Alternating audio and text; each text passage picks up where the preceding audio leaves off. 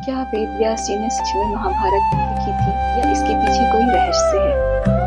आइए जानते हैं कि कैसे दिव्य प्रेरणा और मानव प्रतिभा ने मिलकर इस महाकाव्य की रचना की थी। श्री वेद व्यास जी घने जंगलों में भटक रहे थे। उनके हृदय में एक महान कार्य का भार था। भारत के महाकाव्य महाभारत ने उनके मन में आकार ले लिया था, लेकिन इसकी विशालता इतनी थी कि इसे एक व्यक्ति द्वारा लिपिबद्ध करना संभव नहीं था। व्यास जी का सफर उन्हें गहरे जंगलों में ले गया, जहां ऊंचे वृक्ष प्राचीन रहस्य गुनगुना रहे थे। उन्होंने तपस्वियों और विद्वानों से एक सक्षम लेखक की खोज की, लेकिन कोई भी उनकी दिव्य वाणी की गति से लिखने में सक्षम नहीं था। पक्षी ज्ञान की मधुर ध्वनि में चहक रहे थे, नदियां अपने शाश्वत गीत गा रही थीं, लेकिन व्यास जी को कोई उत्तर नहीं मिला। वे समुद्र तट पर बैठ गए, जहां आकाश जल से मिल रहा था। शायद यह सागर, जो संसार के रहस्यों को समेटे हुए है, मुझे मार्गदर्शन दे सके, उन्होंने सोचा। लेकिन विशाल आकाश के नीचे ध्यान करने के बावजूद समुद्र मौन बना रहा और उन्हें कोई उत्तर नहीं मिला। इसके बाद वे उत्तर दिशा की ओर मुड़े और हिमालय की चढ़ाई शुरू की, जहां वायु हल्की थी और मौन गहरा था।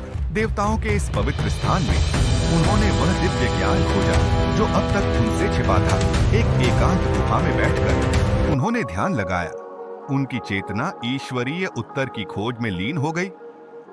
समय का बोध समाप्त हो गया जब उन्होंने स्वयं को ब्रह्मांड लय में समर्पित कर दिया। अचानक एक अद्भुत स्वर्णिम प्रकाश गुफा में फैल गया और एक दिव्य सत्ता प्रकट हुई। यह स्वयं सृष्टिकर्ता भगवान ब्रह्मा थे, जिनका तेज अपार ज्ञान का प्रतीक था। व्यास, ब्रह्मा की वाणी ब्रह्मांड गान की भांति गूंजी। तुम्हारा कार्य अत्यंत महान है और केवल एक दिव्य बुद्धि वाला ही तुम्हारी गति के अनुरूप लिख सकता है। गणेश जी को खोजो, जो बाधाओं के नाशक और बुद्धि के देवता हैं। वही तुम्हारे लेखक होंगे। व्यास का हृदय कृतज्ञता से भर गया। हे प्रभु, मैं उन्हें कैसे प्रसन्न करूं? उन्होंने विनम्रता से पूछा। ब्रह्मा मुस्कुराए। शुद्ध भक्ति से उनका आह्वान करो और वे स्वयं प्रकट होंगे। यह कहकर वे दिव्य लोक में विलीन हो गए। व्यास को एक नई स्पष्टता और उद्देश्य की अनुभूति देते हुए वेद व्यास जी गणेश जी के पास गए और बताया अपने महाकाव्य के बारे में। तो गणेश जी ने अपनी एक शर्त रखी कि वह तभी लिखेंगे जब व्यास जी श्लोकों को बिना रुके बोलेंगे। तो व्यास जी थोड़े सोच में पड़ गए, क्योंकि इतनी बड़ी महाकाव्य की रचना बिना रुके आसान नहीं थी। फिर उन्हें एक युक्ति सूझी और उन्होंने भी एक शर्त रखी और बोला कि वह भी तभी श्लोकों को बोलेंगे अगर गणेश जी उनको संस्कृत में और समझकर लिखेंगे। इससे व्यास जी को थोड़ा समय मिल जाएगा। गणेश जी भी इस शर्त पर राजी हो गए और इस तरह गणेश जी और व्यास जी साझेदारी से महाभारत महाकाव्य की रचना हुई।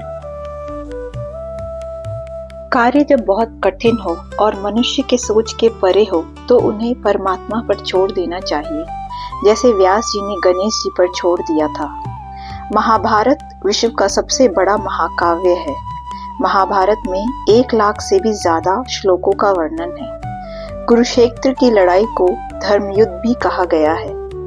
महाभारत में राजनीति, धर्म, न्याय, भक्ति, कर्तव्य की गहरी शिक्षा दी गई है।